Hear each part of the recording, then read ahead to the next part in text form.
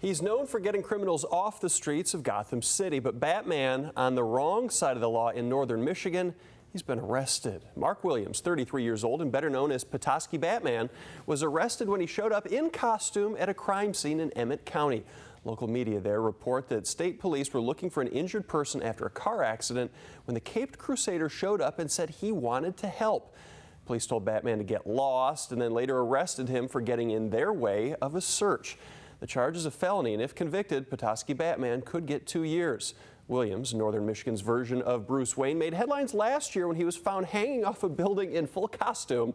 He got 6 months probation for that. And he recently posted on Facebook he wishes he didn't care so much about people, or at least lived in a bigger city so he could concentrate on criminal activity.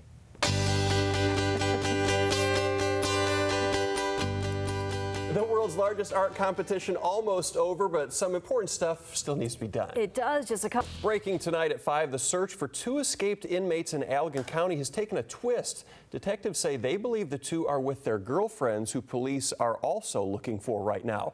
Kenneth Grauman and Gregory Bradshaw walked away from a halfway house in Lake County on Saturday. The pair were later spotted in Montcalm and Newaygo counties, but evaded search parties.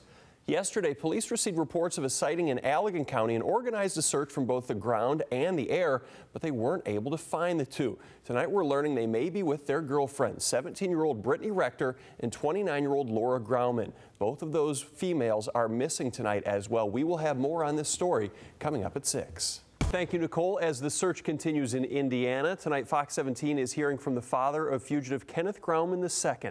Fox 17's Jennifer Dowling is in Allegan with a plea for his son's safe return. An all-new Glee, plus Fox 17 News. And of course, 10. the special about the fugitives at 10:30. The thing I noticed in that story there, your girl Melanie lost her accent again. She has accent. I know. Isn't it weird? Didn't she have an? She had an. She had no accent. Then she had it. Now she doesn't seem to have it. We haven't heard from her since she won. Hopefully I don't know, this year's will be better. I don't know if we can get Rick Mecklenburg's microphone working, but I had a question that was emailed in. It said if 2 people who were in the northeast side of Grand Rapids had their windows down in the parking lot. Should they run out before the 6 o'clock news starts? Yes. Or not? Yes. Immediately. Oh, really? Know. Thanks for letting us know beforehand. We will Rick. let them know.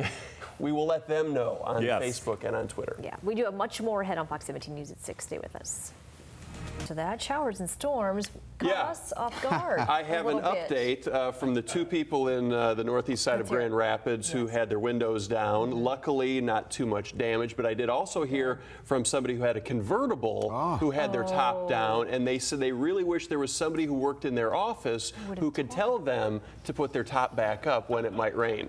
So hopefully those people find somebody like that. That would be really nice, with the initials RM, maybe? Who is laughing hysterically on the other side of the room. All right, you know this thing called photo bombing? Yeah. Sure. Oh, where people are taking a picture, if people at home don't know. Somebody's taking a picture, you don't know them, you just kind of randomly appear in their shot and look into the camera. Evidently, it is not just for humans. All right, Christian, Park Elementary School in Ottawa County closed today because 100 kids were out sick. The superintendent says the illness spread quickly over the past few days. Parents were sent a letter yesterday about the outbreak and the closing. The kids have gastrointestinal symptoms, and there's going to be more testing to figure out if it's norovirus causing it. The school is being deep cleaned and plans to reopen on Monday. Test results are expected next week on the cause of the illness. It was the worst environmental disaster ever in the Midwest. Now, more than 2 years after the Enbridge oil spill in the Kalamazoo River and neighboring waterways, federal officials are calling for more cleanup. Today, the Environmental Protection Agency notified Enbridge that more efforts are needed in places upstream of the Soresco and Battle Creek dams and in the delta upstream of Morrow Lake. Enbridge has 10 days to request a conference with the EPA about this latest order. The request comes after Enbridge's Line 6B ruptured in Calhoun County back in July of 2010. That sent more than 1 million gallons of crude oil into the Kalamazoo River and nearby waters. The company recently paid off a $3.7 million penalty levied against them by the Federal Pipeline and Hazardous Materials Safety Administration. Breeze. I have a question. Go ahead. Yes, Well, you're Tim. doing the forecast there, but I raised my hand. Yeah. You always show that webcam video of Calvin College of the Commons.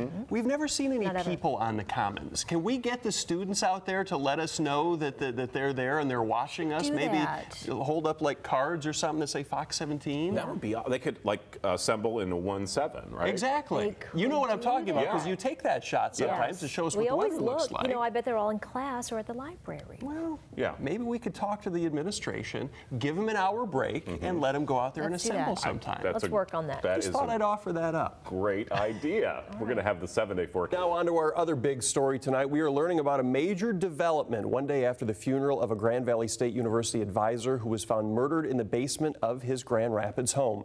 This morning, Fox 17 News was tipped off in the case. We were the first to report on air and online that 2 people were taken into custody in connection to the killing. And throughout the day, our team in the newsroom and in the field uncovered much more about Santiago Zapata Jr.'s violent death, the backgrounds of the men in custody, and what could be a key piece of evidence. That is at the northeast side apartment complex. It turns out the apartment complex where one of Zapata's cars was found may be a major source of evidence after all. We have a lot to get to in the next 2 hours in this story, but first we begin live at the Kent County Jail and Fox 17's Lindsay Kuss, where police tell us the 2 dangerous men are off the streets tonight. Lindsay. A man in Muskegon County accused of impersonating a police officer and holding a couple at gunpoint is heading to trial and facing more charges. Today, Dean Diltz waived his preliminary hearing, which sends the case forward. So far, no trial date has been set. Also in court today, the judge agreed to add an additional charge of felony firearms. Diltz is accused of going to a home in Sullivan Township last month and posing as a police officer. Investigators say once he was in, he handcuffed 2 people at gunpoint and took off in a stolen vehicle. If convicted in the case, Diltz could get life in prison.